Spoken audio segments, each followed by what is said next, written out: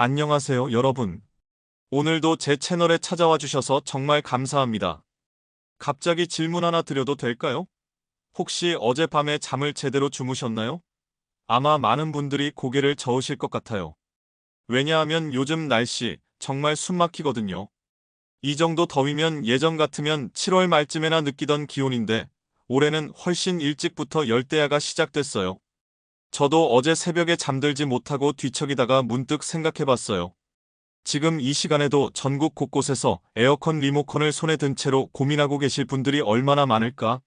켜자니 요금이 걱정되고, 끄자니 너무 덥고, 특히 혼자 계신 어르신들, 전기세 나올까봐 에어컨도 못 켜고 땀 뻘뻘 흘리시는 모습을 생각하니 정말 안타까웠어요.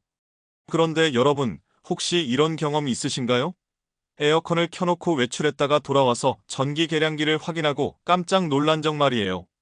아니면 반대로 에어컨을 아껴 쓰려고 껐다 켰다 했는데 오히려 전기세가 더 많이 나온 적은요? 실제로 제가 상담을 받는 분들 중에 이런 분이 계셨어요. 70대 할머니셨는데 에어컨을 아껴 쓰려고 30분 켜고 1시간 끄고 또 30분 켜고 1시간 끄고 이렇게 반복하셨대요. 그런데 전기세가 평소보다 훨씬 많이 나와서 당황하셨던 거죠. 왜 이런 일이 벌어졌을까요? 바로 에어컨의 작동 방식을 모르셨기 때문이에요.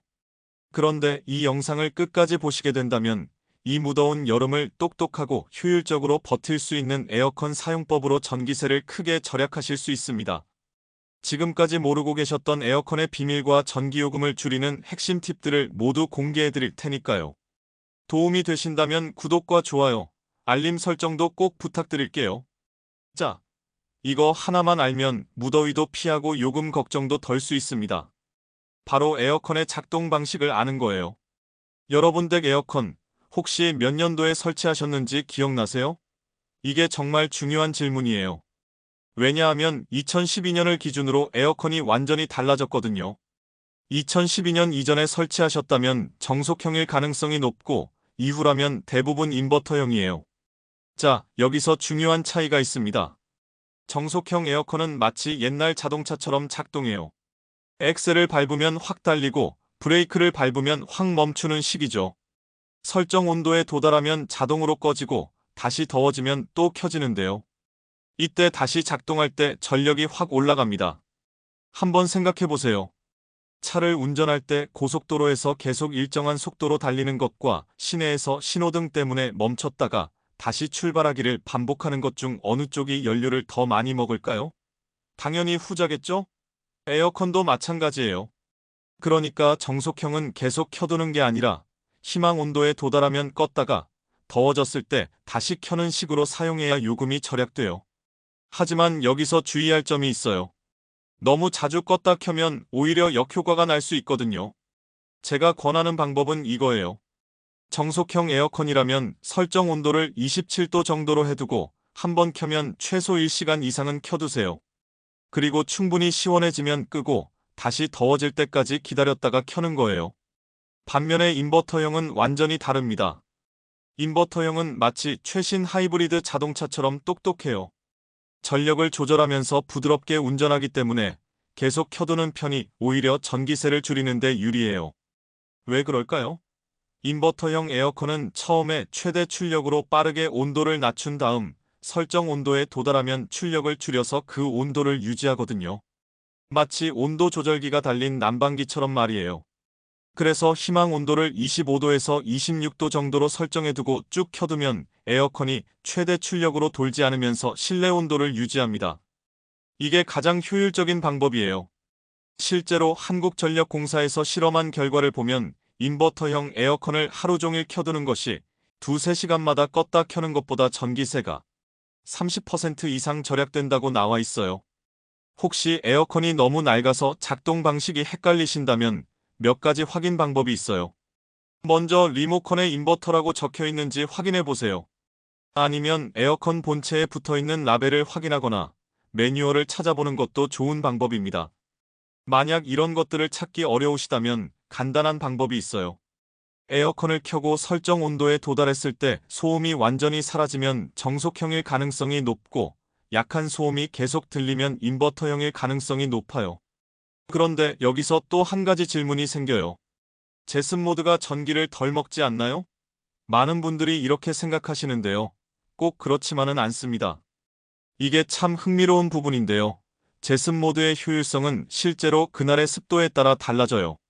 습도가 낮은 날엔 제습이 더 효율적일 수 있지만 습도가 높은 날에는 습기를 빼는데 시간이 오래 걸려서 오히려 냉방보다 전기를 더 많이 사용할 수도 있어요.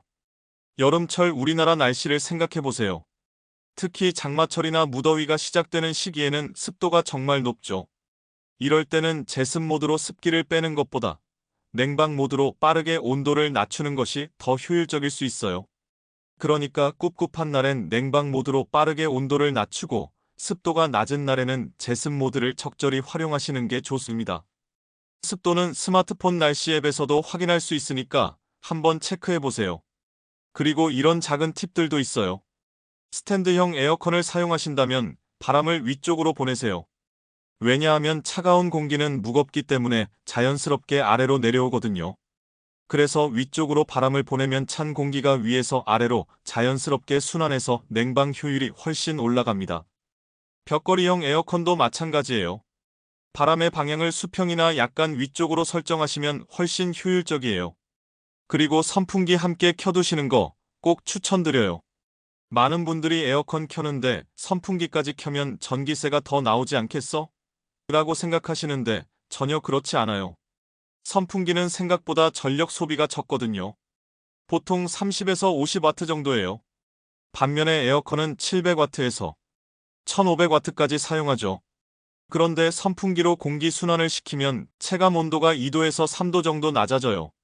그러면 에어컨 설정 온도를 그만큼 높일 수 있죠. 결국 선풍기 전력을 더하더라도 전체적으로는 전기세가 절약되는 거예요. 또 하나 에어컨 필터 청소도 정말 중요해요. 필터가 막히면 에어컨이 더 열심히 일해야 하거든요.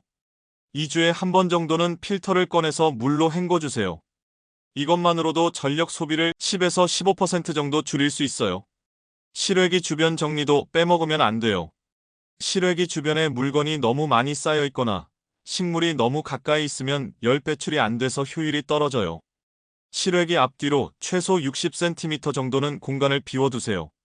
그런데 오늘 이 영상에서 제가 꼭 알려드리고 싶은 건 바로 에너지 캐시백 제도입니다. 혹시 들어보셨어요? 한국전력에서 시행 중인 제도인데요. 직전 2년 같은 달 평균보다 전력 사용을 3% 이상 줄이면 절감한 전력량에 따라 다음 달 요금에서 할인을 받을 수 있는 제도입니다. 쉽게 말하면 작년보다 전기 아끼면 그만큼 현금처럼 할인해 줄게 라는 거예요. 이게 정말 실질적인 도움이 되거든요. 예를 들어서 작년 7월에 400kWh를 사용했는데 올해 7월에 350kWh를 사용했다면 50kWh를 절약한 거죠. 이때 절약한 전력량에 따라 할인을 받을 수 있어요. 보통 킬로와트 시당 100원에서 150원 정도 할인해 주니까 이 경우에는 5,000원에서 7,500원 정도 할인받을 수 있는 거예요. 그런데 더 좋은 건 7월 13일까지 신청하면 추첨을 통해 경품도 준다고 하니까 휴대폰이나 컴퓨터 조금만 다룰 수 있으신 분들이라면 지금 꼭 신청해 보세요. 아니면 자녀분들이나 주변 분들에게 부탁해도 좋고요. 신청 방법은 간단해요. 한국전력 사이트에 들어가서 에너지 캐시백을 검색하면 나와요. 아니면 전화로도 신청할 수 있어요. 이런 건 모르면 정말 손해죠. 그리고 한 가지 더 알려드리고 싶은 게 시간대별 요금제예요. 많은 분들이 모르시는데 전기요금은 시간에 따라 달라져요. 보통 오전 9시부터 오후 11시까지는 요금이 비싸고 밤 11시부터 다음날 오전 9시까지는 요금이 저렴해요. 그래서 밤에 에어컨을 켜는 건 상대적으로 부담이 적어요. 특히 요즘같이 열대야가 심한 날에는 밤에 에어컨을 켜는 게 경제적으로도 더 유리하죠. 또 하나 에어컨 온도 설정에 대해서도 말씀드릴게요. 많은 분들이 18도, 19도로 설정하시는데 이건 정말 비효율적이에요. 우리 몸의 가장 이상적인 실내 온도는 25도에서 26도 정도예요. 그래도 너무 덥지 않을까? 라고 생각하실 수 있는데 선풍기와 함께 사용하면 충분히 시원해요. 그리고 온도를 1도 높이면 전력 소비가 약 7% 정도 줄어들어요. 22도에서 25도로 3도만 높여도 20% 넘게 절약할 수 있는 거죠. 또 실용적인 팁 하나 더 드릴게요. 에어컨을 켜기 전에 창문을 잠시 열어서 더운 공기를 먼저 내보내세요. 그리고 커튼이나 블라인드를 쳐서 직사광선을 차단하는 것도 중요해요.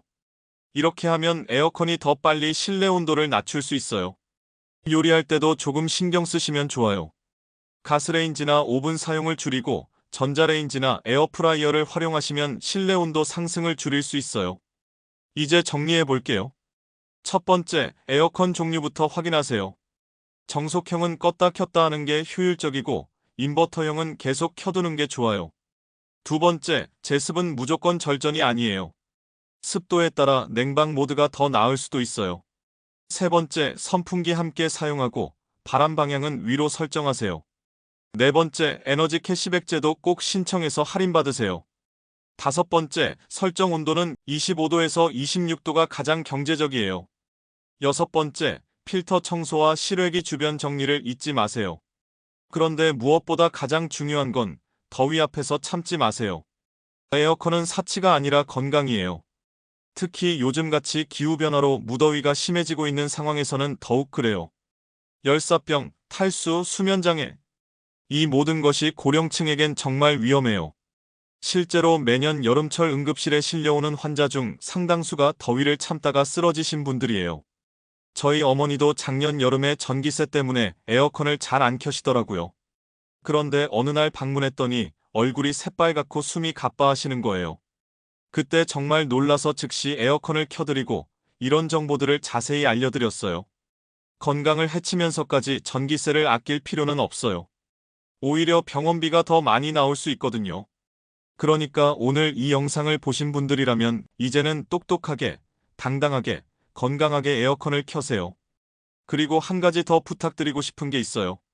여러분 주변에 혼자 계신 부모님이나 이웃 어르신들이 계시다면 가끔씩 안부를 물어보세요. 특히 이런 무더위가 계속되는 날에는 더욱 그래요. 에어컨 잘 켜고 계세요? 너무 더우면 꼭 켜세요. 이런 한마디가 정말 큰 힘이 될 수 있어요.